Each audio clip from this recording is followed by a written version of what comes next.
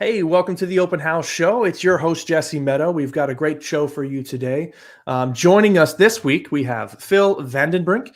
He is the Director of University Foundations over at Wasatch Academy, but we're going to be talking to him about his travels around the world and some of the unique opportunities he's had in the enrollment departments and admissions departments in a few different countries and comparing them to the U.S. I think it's going to be a very insightful show, definitely when we talk about cultures and diversity. So let's bring him on without further ado. Hey, Phil, how are you?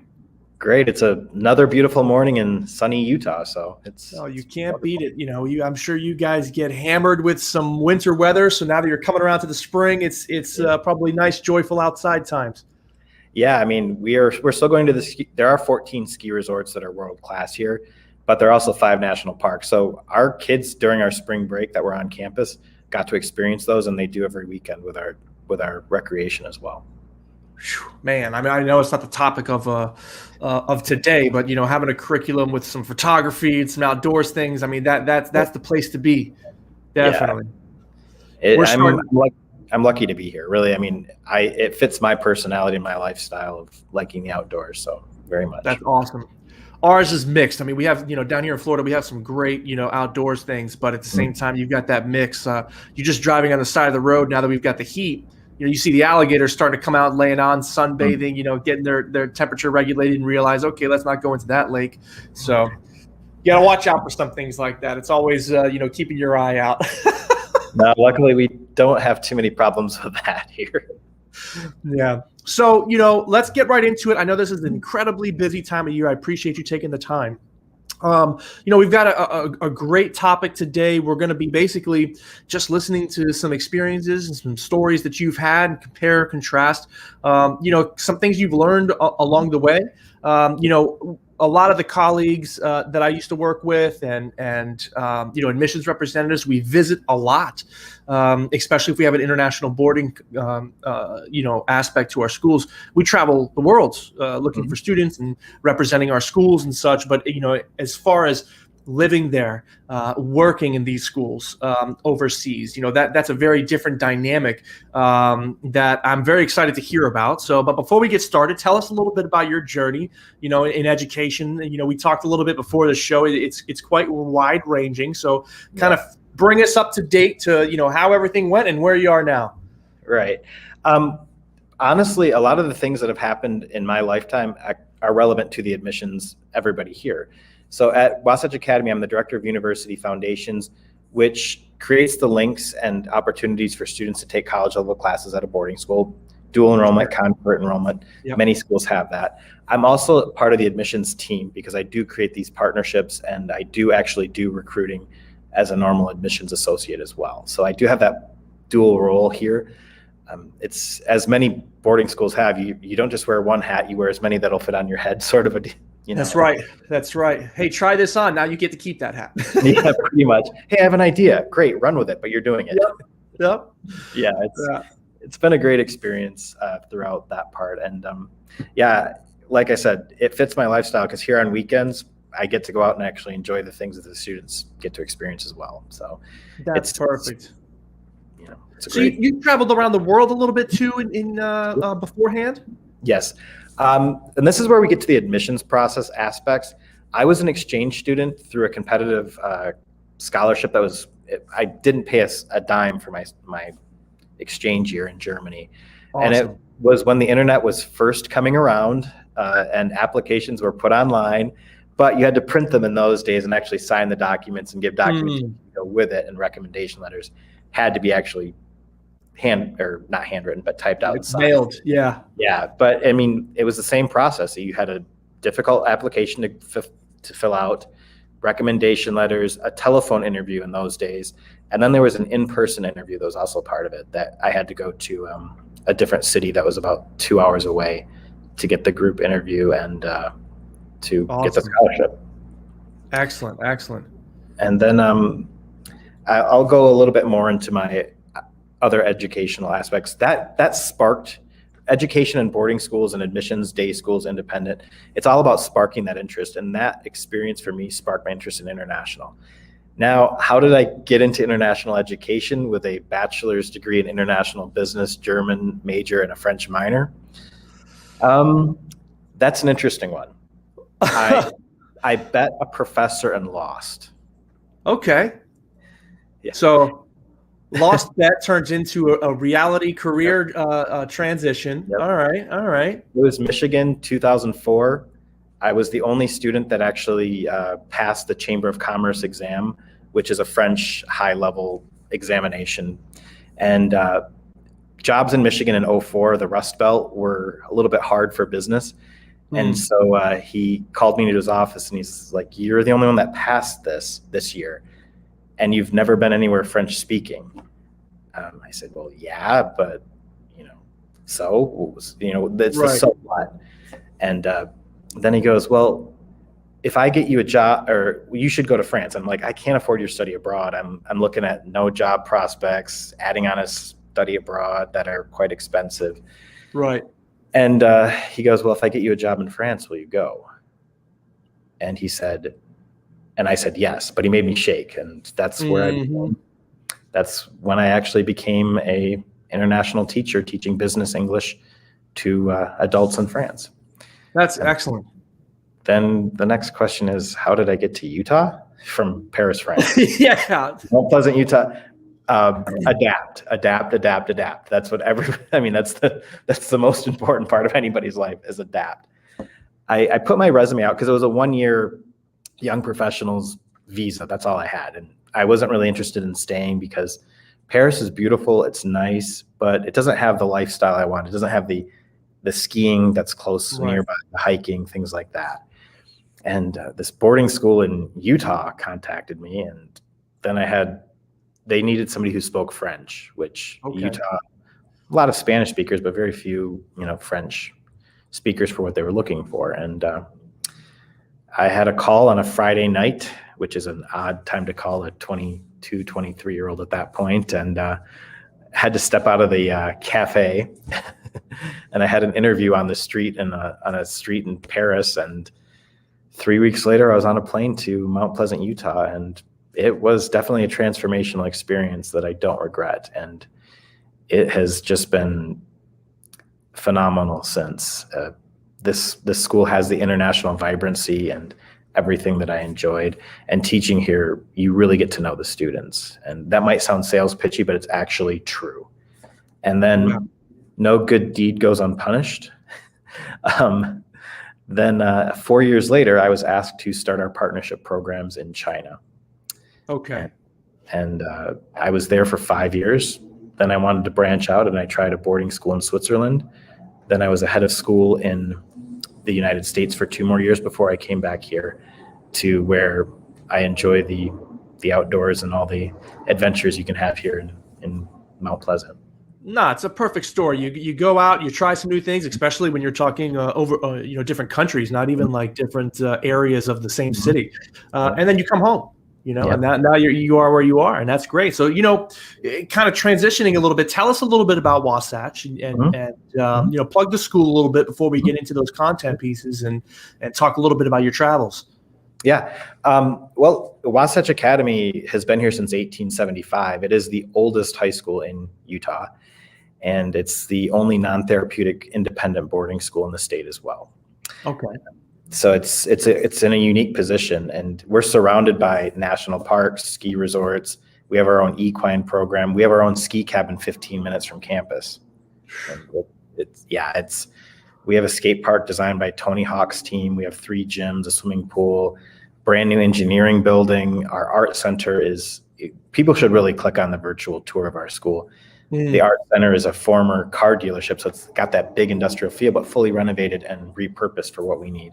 Our music conservatory was once the church that was attached to the school, but had since gone their separate ways, and we sort of brought that back as a conservatory. We're a non-religious school, but we wanted to keep that history, that vibrancy, and fully renovated. That's a good space. Usually, churches, whether you're religious or not, they're usually great buildings, great facilities, great spaces to use for things just like this. Yeah, it's a beautiful building. We kept the stained glass windows. I mean, perfect. What better experience for that spirituality of music than to have stained glass windows in your recital hall. I mean, that's just a beautiful. Absolutely. And we have international students and domestic, more domestic, of course. And one aspect that really is attracting people this year in particular is our learning center. As we know, the online learning has students struggling, to say the least. Absolutely. And our learning center, we actually expanded it this year. And awesome. The adaptability of our school too. We did hire another therapist this year for the same reason. Anxiety is on the rise, as we know from the pandemic, of that constant fear, and students need that outlet. So we've really adapted to that as well. And it's key. I mean, social emotional learning was a huge topic that's been rising no matter where you are, public, private, and throughout the past few years. This pandemic has really, ignited that into high gear. I mean, you're talking kids that were completely taken away during, times in their lives when they're trying to get grips with everything, and now their friends are gone and they don't have a normal routine, and I got to adapt to this new learning environment, and and everything that goes along with that. They had enough stresses already, and now you throw all this onto it. What does this mean for my future? Am I losing a year? How does this work on college? Forget it. Those types of investments that schools are making on that social emotional side are not going to go to waste this year. That's for sure. Any year really. So no. Yeah. And our advisory program, we're actually focusing more on the student needs and adapting to the current environment. Same with our dormitory. I mean, we have full-time dorm parents for a reason. Mm-hmm. It's to make sure they're emotionally available for the students as well, because I couldn't imagine being a teacher where you're a teacher, a dorm parent, coach, and everything. That's really tough, especially this year, because they also have their own family concerns. And correct. We're actually doing things with the staff more this year as well, to have that nurturing, caring environment, because the staff are the key point of actually making that normalcy occur. Correct. Yeah, it's a key role that everyone's got their roles to play, and that sense of normalcy, or at least that sense of or giving that comfort level to the campus. It's going to be key. It's going to start with the adults and filter on down from there. So no matter what your roles are on campus, that's great. Yeah. Switching gears a little bit, let's get into it. I know you spent some time in China.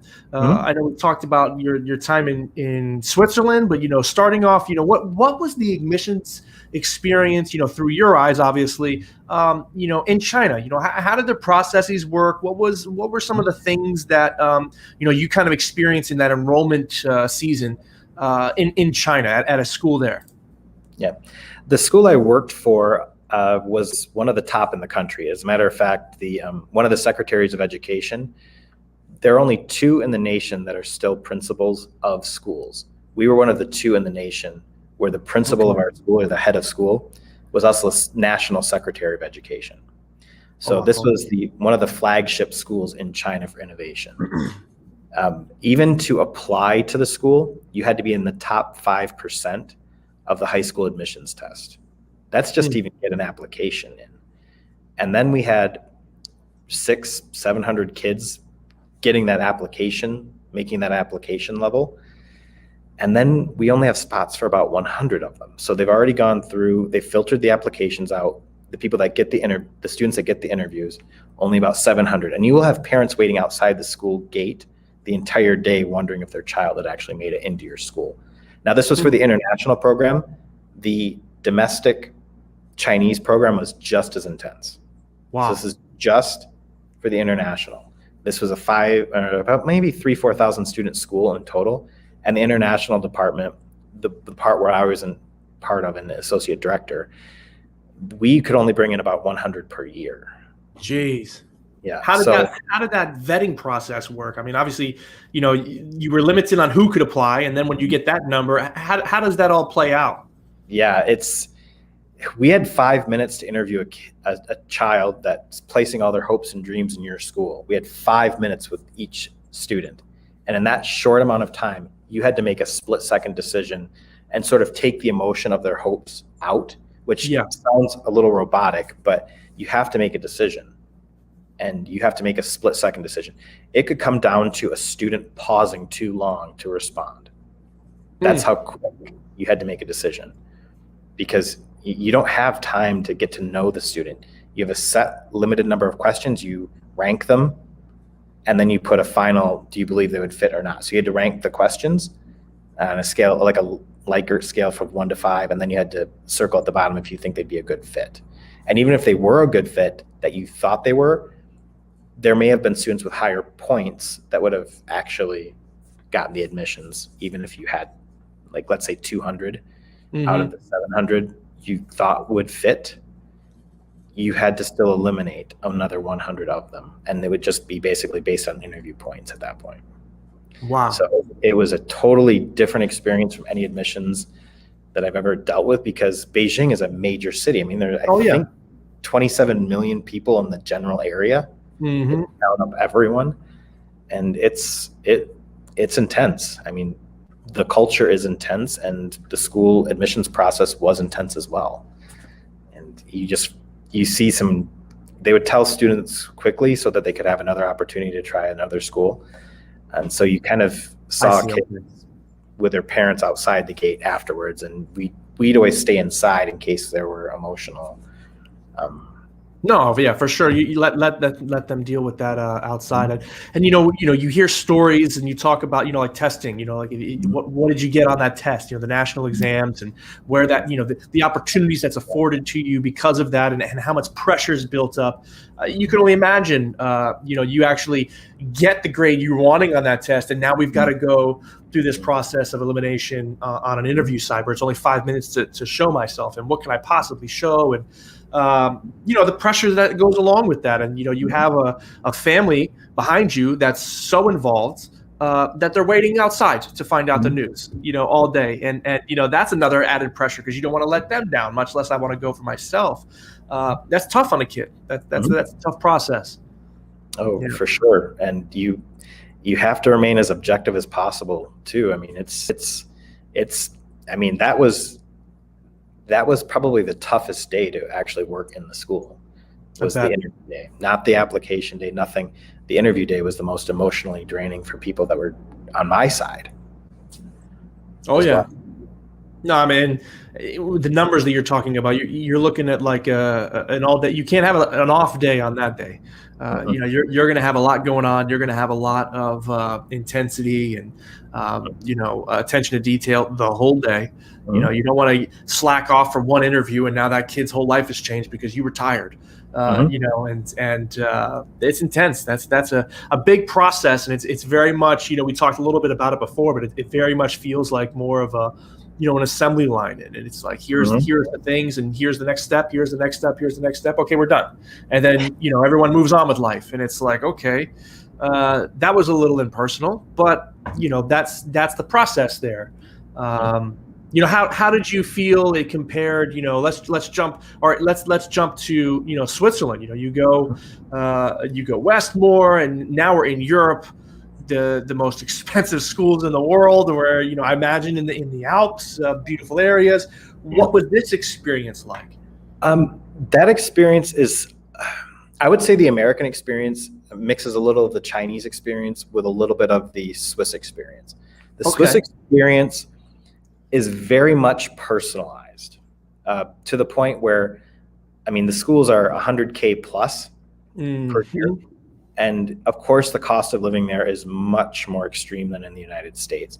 But we would actually have admissions officers in the region, so they could go to the events that the parents would be at and form those relationships. They'd be invited by other parents to really build that one-on-one personalization. The admissions team was large, but it needed to be to create that one-on-one experience that many boarding schools now do here. They were attracting royalty, high-powered business people. It was a different demographic, and the parents wanted to make sure that their child would be cared for. So they really wanted to make sure that admissions person they could trust, because they were the go-to. They were the person that could speak their language, literally.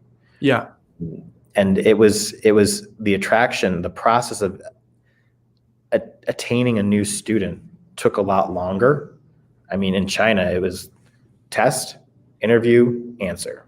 But in China or in Switzerland, it might be they're in their home country, they see them at an event, they talk about the school 2 years before, 3 years before. They've known them. They're almost like a friend or a confidant that they can work with.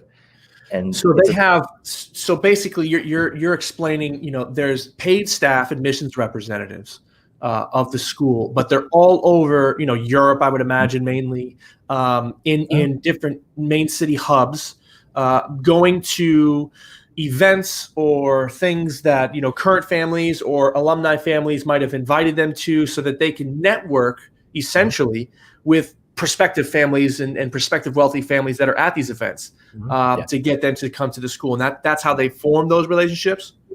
Now, Switzerland, much like Wasatch Academy, doesn't have a local base. Even European, yes, there are European admissions people, but there might be somebody in Moscow or St. Petersburg. There might be somebody in Bahrain. There might be somebody in Shanghai. There might be somebody in Sao Paulo. Gotcha. There might be somebody in Santiago, Chile. It was pretty much like an American boarding school that attracts from all over as well. So that's kind of a similarity. It's just that our budgets are a little bit tighter than the budgets where they charge 100,000 plus. Oh yeah, of course. Well, I guess the angle of getting the families and the type of families that you're getting, are totally different too. I mean, you go. I don't want to make a terrible analogy, but when you go fishing, depending on what the type of fish is, that's how you have to plan your whole bait trip. And if these huge royalty, aristocracy and these large wealthy families are my goal, I'm going to have to treat that and handle that much differently and go at it differently than I would, just a student, or even especially if a local student in the U.S., how I would go and attain those kind of families and reach out to them and build those relationships. It seems more of that is done on the U.S. side, kind of as they become a student and then during their whole process as a student, not so much beforehand. I know my experience with admissions, we would meet families. It would be relatively quick for the most part. It depends on which family, but sometimes a few weeks or a few months. And then as they came in and you met them through matriculation, the students were there and they asked for updates, and, you go visit the country, you go stop by, say hello. That's when we built those relationships. It was kind of during their tenure at the school, where in Switzerland, you're kind of explaining that it's all that's kind of done beforehand. Yeah, very much. That trust is built prior to enrollment. And it's a different experience, but we'll get to this later, but there are a lot of similarities and things you can pull from each different experience that actually has made my career path more fruitful when speaking to families. That's good. Let's talk about that. Let's how did those experiences compare, maybe all together or individually to, the U.S. system and what you've experienced, around your travels in the U.S.? Right. Well, the Wasatch Academy experience, most boarding schools, from what I've read, pull from usually 160-mile radius, the majority of their population. Okay. Utah has a lower population. We don't do that. We've always pulled from we have a much wider net, let's say, going back to your fishing analogy. But, when the student is in the school, that is also important for the retention aspect, because it's better to keep students than to continually have that revolving door. Correct. So that personalization is the same in all three. Even the Chinese school, students would stay there, but the parents wanted to feel that their child was cared for and help them to reach their goals, which were usually Ivy League schools. But that retention and that key of nurturing helps the school rank in China, and also helps the word of mouth in the United States or in Switzerland, because people talk about their children. Yeah. That is the same no matter where you are. People are proud of their children and want their children to have a wonderful experience. So all three are the same. Yes, in the United States, we have testing requirements. Wasatch Academy, we do our own internal testing and our process is a little different, but I have not met a boarding school that doesn't have an interview. And I have not met an admissions rep that when they have to say no to a family doesn't sort of feel that sadness a little bit as well. Yeah. That is the same across the board. But that personalization and adaptability, even currently, that is key as well. Like, you have to adapt. Everybody's had to adapt to making sure that nurturing and that care and concern have been going on this year, especially because everybody, I mean, every boarding school, at least fourth quarter last year, pretty much around the globe went online. Right. And maintaining those relationships and maintaining that adaptability that's key was even tested further. But we also got to learn from it.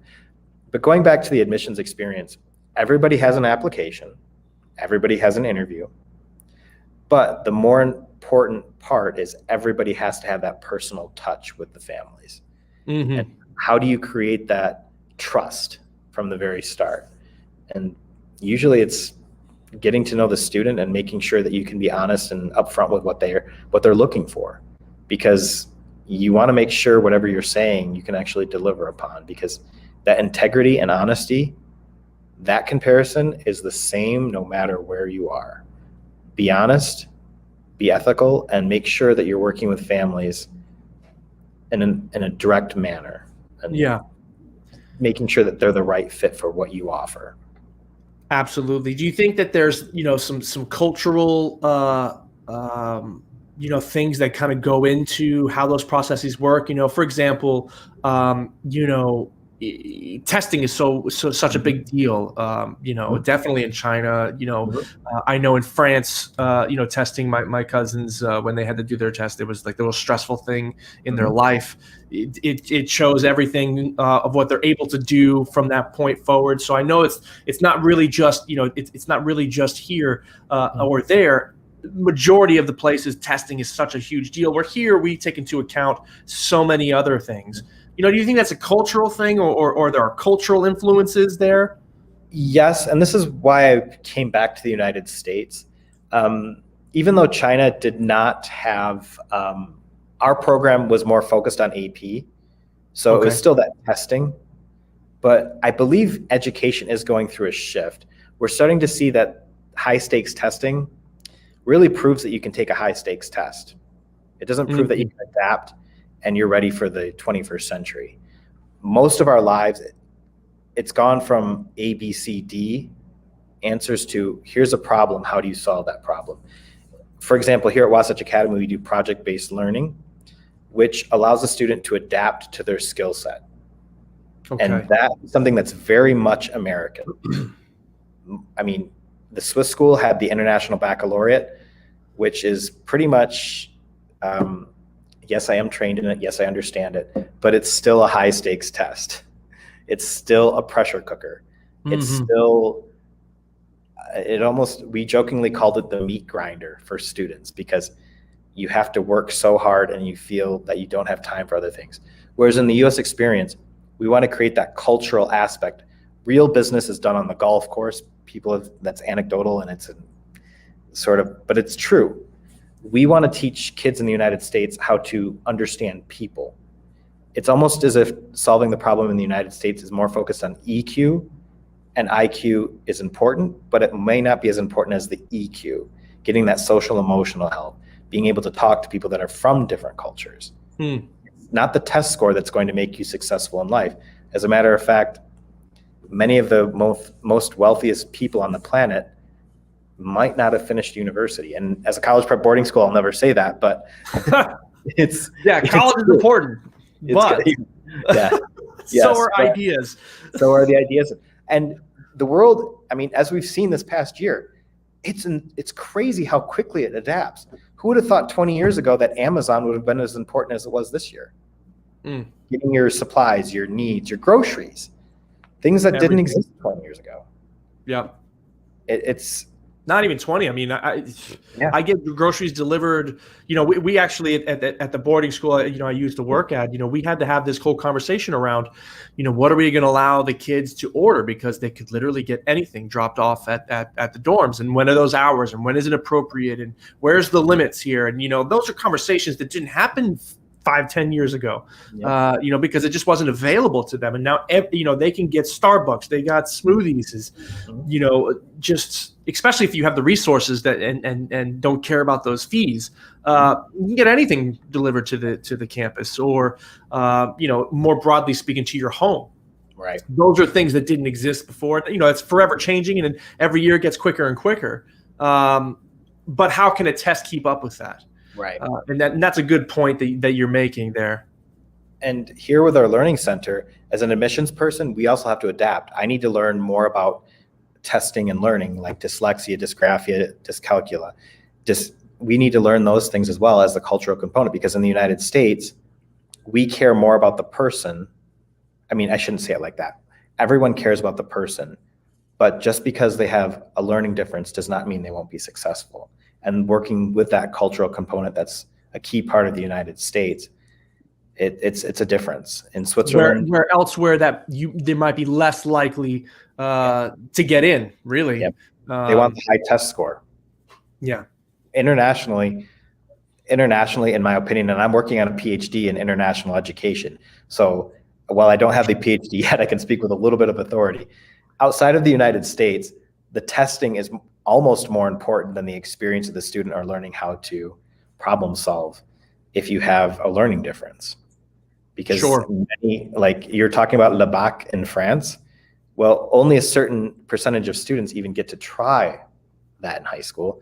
Many of the others might be in a different type of educational setting, whereas the United States is more egalitarian with what we provide for students. So if you struggle, here are the services that will help you to overcome the struggle and help you to adapt. Yeah. Culturally, sticking on this subject, when we talk about, family interactions, admissions processes of how we reach out, not so much market, but really interact with families, I guess you would say, through the application process, through the outreach process. Are there some cultural differences there? I mean, I know that the principle is the same, but, the end result, but how we get there, how does culture influence that? I would say in terms of the admissions process, in China, I did not know anything about the parents. The parents, their background, where they worked, nothing. It was just test scores with the initial application interview. Switzerland and the United States, you get to learn the family culture. Yeah. Even in Switzerland, I shouldn't probably say this, but my office did have a liquor cabinet locked, but it did have, because culturally, you have, when they're coming in to visit these expensive schools, the Russian parent might want to drink some vodka. I would not, while working, and I would tell them, hey, I'm sticking with coffee because I have my job to do.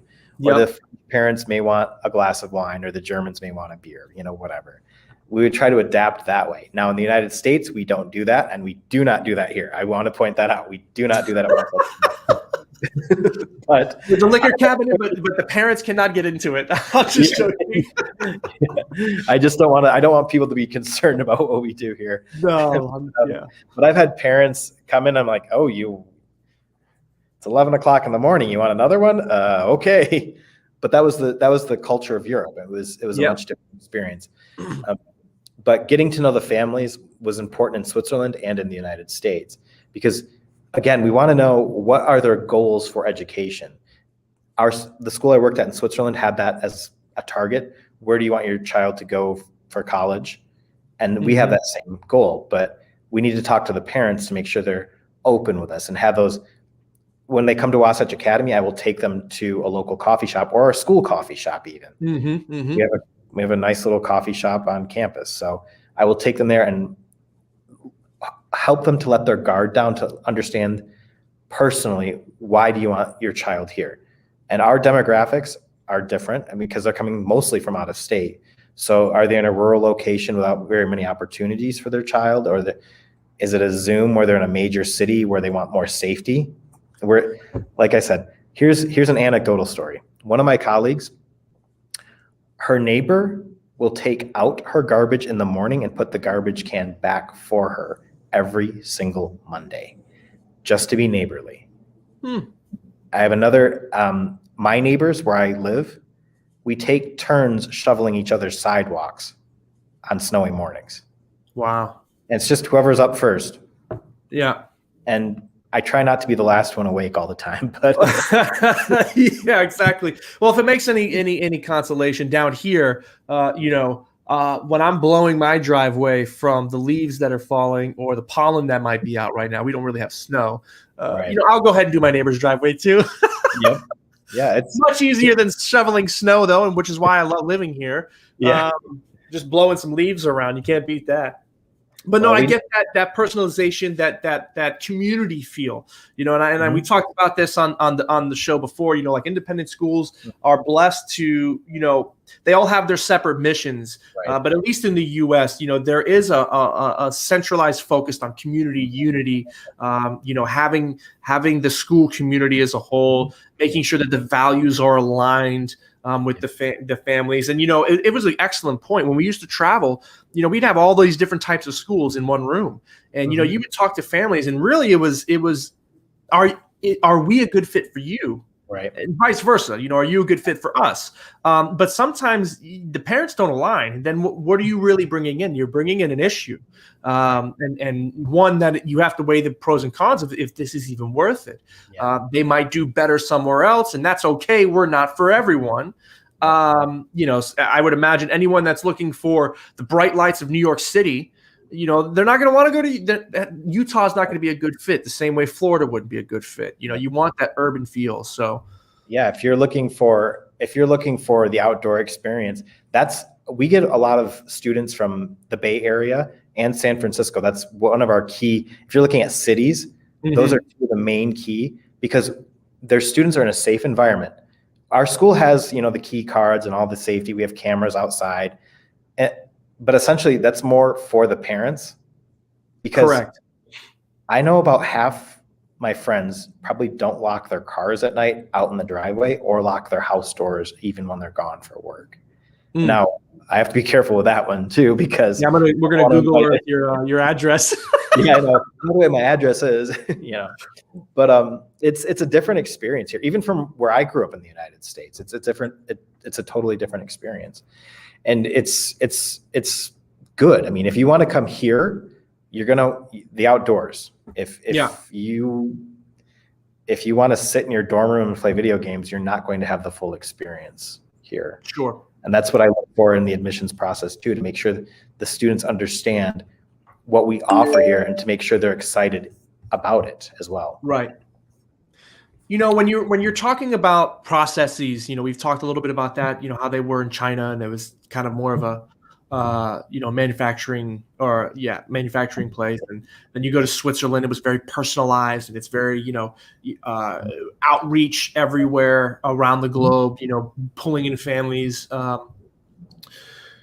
In the U.S., everyone's pretty familiar with the U.S., but were there any processes or strategies that were implemented, overseas in your experience, maybe even as a student in France or your first job in France, a student in Germany, something that you said, hey, this is a good idea.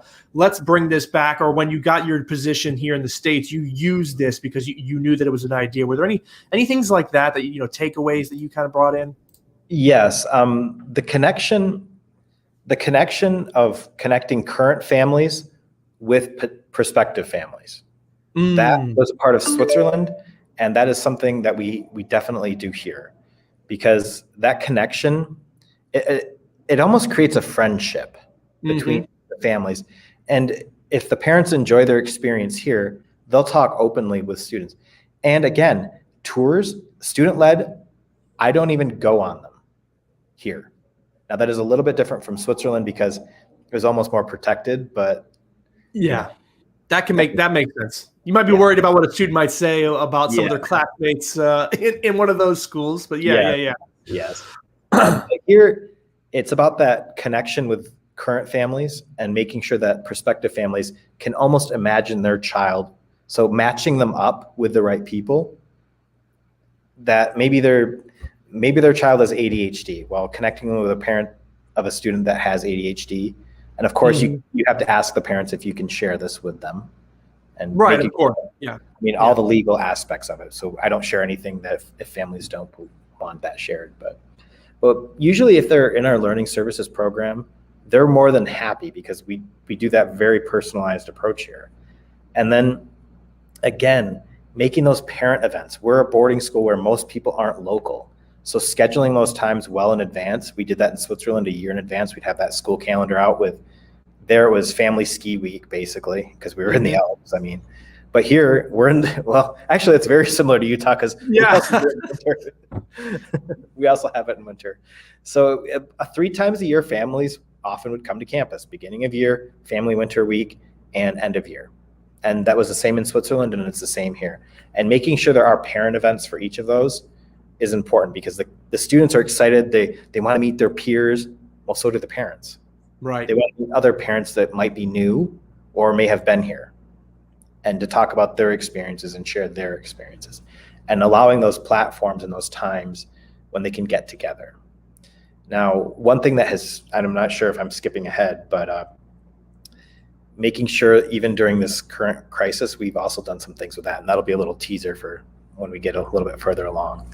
Okay. Yeah. Well, no, that you can go right ahead. I mean, the biggest things, we've got coming up, is a lot of the takeaways. So, that kind of goes with the flow of things. I do find it interesting because I've heard a lot of schools starting to do this, where they're matching up current families. I know my alma mater, we used to have complete student-led tours as well. They would go out, you'd meet in the admissions office with the admissions representative. They'd introduce the student, they'd go out on the tour, they'd come back, and then you'd answer any questions that, usually financial things that the students don't have answers for, and things of that nature. And that's very helpful. It makes them feel comfortable. And we would match up, if it was a Brazilian family, we had a Brazilian student. If it was a Chinese family, we had some Chinese students that would help out, give them that personal connection.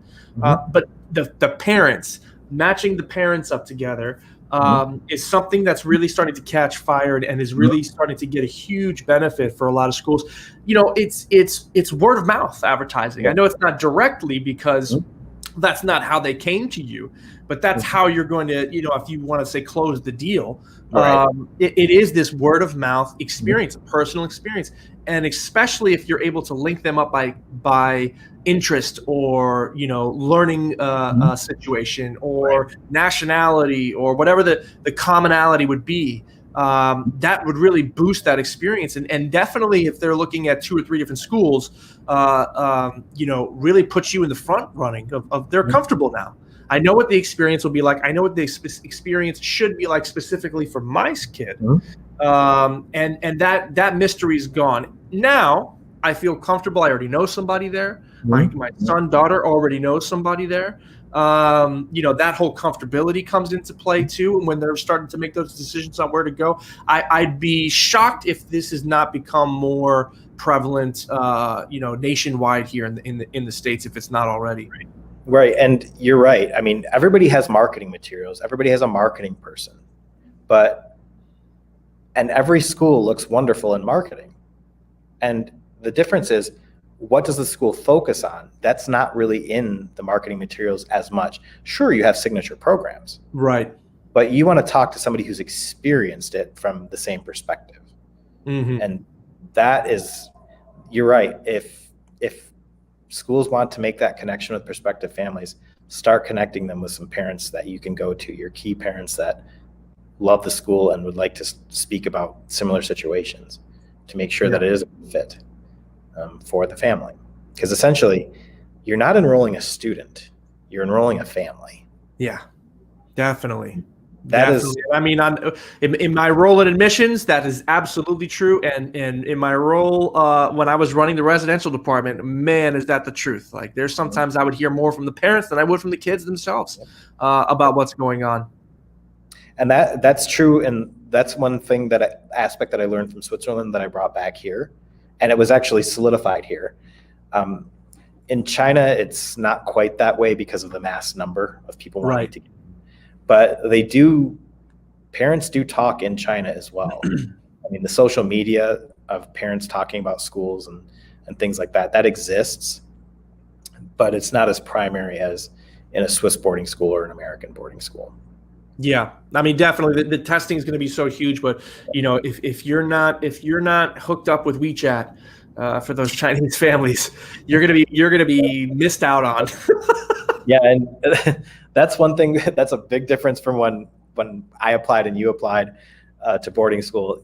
You have that there are so many different platforms now, and actually starting to share those even on your website. These are our social media platforms for updates on the basis, because that'll put the hook out, but actually starting to bring the prospective families into your school, that's where the connection with other families is important. Correct. Yeah. And easy to facilitate, if you were wanting to. So, you traveled abroad, studied abroad, education background, going to school about abroad education. What were some of your biggest takeaways from your travel? Some, things that you're utilizing now, not so much processes, maybe even ways of thinking, but what were some of your biggest takeaways from your travels? I would say number one, a smile is universal. Because even when I lived in Germany, when I first moved there as a student, sometimes I had no idea what they were saying, and I just smile and nod. But creating that warmth, that smile creates that personal connection from the very start. Number one word to learn when you're going to any country, or even in the United States, say thank you at some part during the conversation to the family, because they're trusting you. So saying thank you for trusting me, that's important. I don't care where you are. Yeah. And then another key point is adapt. Adapt. And that is, and every situation, even this year, was stressful, but adapting was the key. For example, use the tools that are becoming more popular. Even after COVID, our school is still going to continue every 3 weeks, we have a parent Zoom with a focus point and then a Q&A session so they can ask questions. So the topic might be residential life, but maybe the parent has a question about, let's say, when are the AP tests, or how are AP tests being administered this year? So you're talking about recreation, you're talking about residential life, but make sure to answer the other parents' questions and open that up, because 3 times a year, when you're trusting your child with a school, is not enough. Right. And yes, of course, we have conferences. Yes, they can email us, but they want to be invited as well. And having these open Zoom sessions for parents to participate in creates a community of people. It creates a literal global community, because we have parents logging on from China, the United States, South America, Europe, everywhere for these events. And adapt your times as well to make sure that you're not at 3 a.m. for this person every single time. Adapt your time throughout your school day, or maybe even making in the evening, like we've done that a few times, to make sure we can hit every time zone that we're involved with.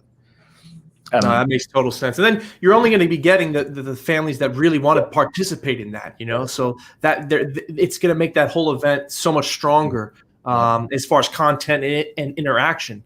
Yes, very, very, very much. Yes. So, those are the main aspects of travel.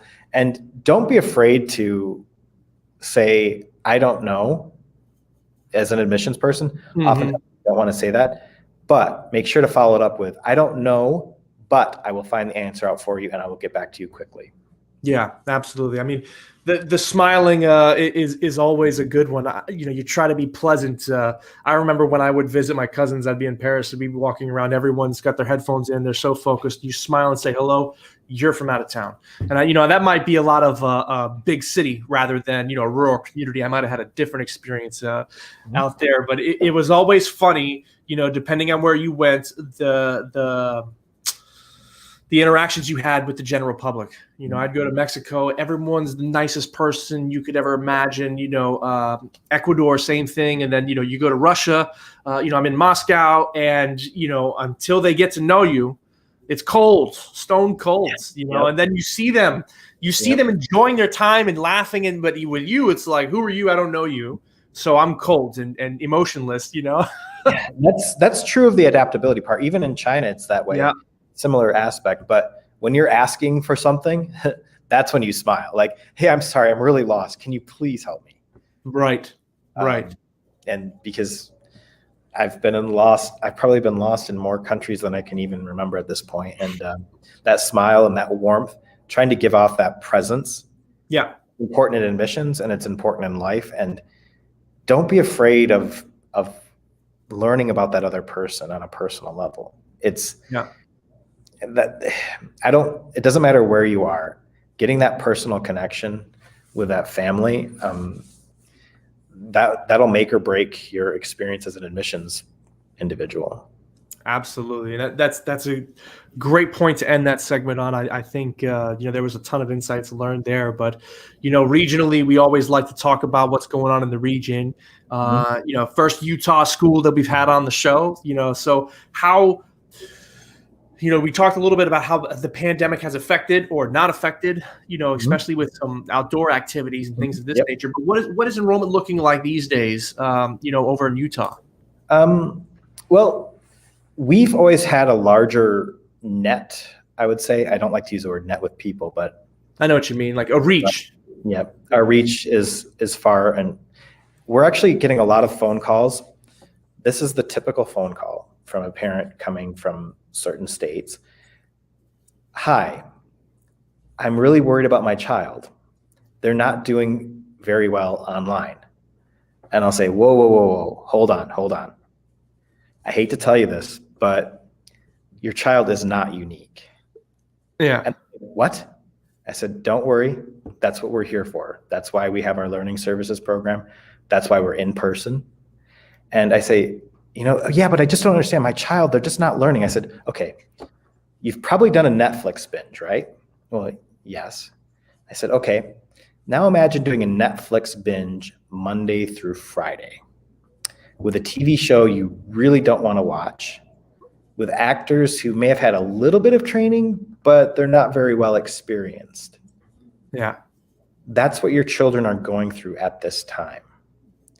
Zoom classrooms are essentially, they're being forced to Netflix binge 7 hours a day, 5 days a week with a TV show they don't want to watch.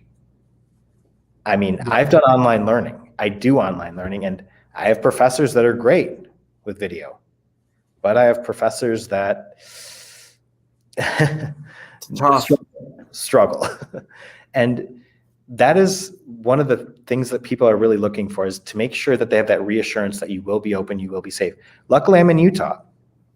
We've been ahead of the curve. Anybody over the age of 16 can get the vaccine here. We've been open all year. We have the outdoor experience. We're a lower population state, which, in previous years might have been an issue, but this year, oh yes. I mean, we have 14 ski resorts, 5 national parks, and a lot of state parks minutes away from our campus. So we've had a robust weekend experience. We rent out the movie theater. We actually did an axe throwing, which was very popular. We had to do it 2 nights in a row. We rented out the axe throwing facility. And yes, of course, with safety, we had adults there watching to make sure the kids were not doing anything crazy. But even the haunted house, that was a very popular experience. We rented out the entire experience for our students, and they could go. So that's part of Utah. Those are some of the unique experiences. We've been open uninterrupted all year. And we've actually had a parent that valued our education so much, they donated all the supplies. So we're a CLIA certified testing center for COVID. And we've had 625 tests since January 25th, all negative. And those are unique aspects of our school that are really hard to replicate sometimes. Oh yeah, I mean, there's going to be unique opportunities in an enrollment season, depending on where, and in situations like this.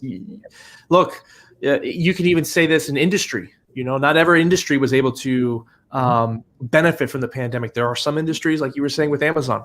Yep. They absolutely benefited. They were in a position to, and it's just how it goes sometimes. Some things benefit you, some things don't, and in this case, I would imagine an outdoor school that's been in, one, has a focus on learning support anyways, has done a good job with being online, but is also in person. And not only that, it's not just school. You can also have experiences outside of school where most of the country can't. Those should be huge draws for families if they're able to know about it. And we're not downplaying any aspect of the pandemic. We actually hired another therapist this year. Yeah. And students can drop by that office, because let's face it, whenever you read the news, you're worried about your family. My family's out of state. I worry about them. Their COVID numbers are up, or they're down or whatever. This anxiety is impacting students. Mm-hmm. And being able to have the amount of support we have for students with our advisory, our dormitory, but having that professional that is trained in, I would almost call it a traumatic experience, or the high anxiety that students are facing this year. Mm-hmm. It's key. I mean, well, and having those professionals too, that it's their job, it's their role to stay up to date with these things. So, maybe they didn't have formal pandemic training before. Well, now there's some professional development stuff coming out that you're staying on top of as your role, as your profession, that you're able to relay, an effective way to, students and families, both. I would imagine you can get some of that stuff. That's great. Oh, excellent. What about, we always like to close, what do you think is going to be your biggest opportunity? Like to leave on a high note. Yep. In-person learning. I mean, we all thought the trend was moving towards independent online learning, but we're realizing that human to human interaction, that is still important. And that's where boarding schools and independent day schools will continue to thrive if they focus on that on that in-person learning and the in-person experience. Sure. And it's not only the classroom, it's the outside of it. So can the students do things beyond the school day? And we've had that throughout this school year. That is the number one thing people are calling. Are you in person? And do you have more than just the academics? Sure. The academics are important. We're a full college prep school, but do you have the supports available? So I say, yes, we have 3 therapists. We have a nationally known learning center. We've actually hired more people in our learning center to help catch students back up to grade level. And they are trained. Our learning coaches are there. They will also be an empathetic ear if the student's struggling with anxiety. Maybe grandma got COVID or something, And when we went for spring break a couple of weeks ago, the parents, the number one place they would actually go when they were picking up their child was our learning center. Oh, nice. That's the most crucial piece. How are my kids learning? How are they able to? What are we doing here to support that learning process? Because that's at the end of the day, the experience is great. It's an added bonus, but it's the education that's the core around all of that. How are we adapting? Sorry to interrupt. Our learning coaches also focus on the social emotional health. Yeah, absolutely. And they will write that. I mean, and they also communicate with families. They'll share their cell phone numbers. And of course I do, but I work in admissions. But having learning coaches that will, or advisors that will, or dorm parents that will, that biggest opportunity is focus on your in-person and how you're doing it safely, of course, which we still have masking, and we're actually probably going to start offering, I say probably, if families want to discuss it, we're actually encouraging them to discuss if they want their child to have the vaccine. Okay. We're 16 plus now in the state of Utah, but of course we have to have the parents sign off on it. Right. And the reassurance with families, you're almost in admissions, you're talking to the family and reassuring them more than ever before. They're going to ask you the tough safety questions, like, what's your policy on mask mandates? What is your cleaning protocol? I mean, how often are rooms sanitized? Those are the questions that admissions officers across the United States, I believe, are getting, because those are the questions I'm receiving. Absolutely. And how can you help my child go back to grade level or achieve their grade level proficiency? That's another aspect of an opportunity to speak to families. Yeah, absolutely. Well, that's a great insights. Phil, we've covered quite a distance in travel here and in different processes. I really appreciate you coming on during this busy time of year and giving us some insights and comparing some of your experiences with how things are done here. I've definitely taken some things to use in my daily life from those travels experience. So I really appreciate the time today. Well, thank you for having me on. I really appreciate it. The opportunity to speak about, everything that's going on.